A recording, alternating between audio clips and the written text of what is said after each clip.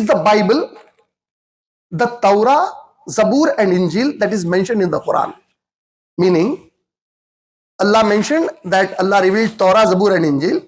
So is this Toura, Zaboor and Injeel that is mentioned in the Quran the same as the Bible which is read by the Christians and the Jews worldwide? That is our subject. And this is important because many times it has been observed for several decades altogether. In fact, when Sheikh Ahmad Didat Rahimahullah, he used to speak on Christianity and dialogue and debate with Christian scholars. Even he used to tell the Muslims that when Christian missionaries, they speak to the Muslims, they try to convince the Muslims that you must believe in the Bible because the Quran says you to believe in the Bible. And when they say this, they try to convince the Muslim that this Bible is actually the same, Torah, Zaboor and Injeel, that the Quran is mentioning to.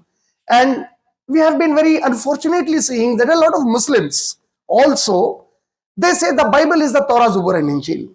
So we need to understand that is it truly Torah, Zaboor and Injeel, which is mentioned in the Quran, the Holy Bible that is read by the Christians, or the Tanakh read by the Jews.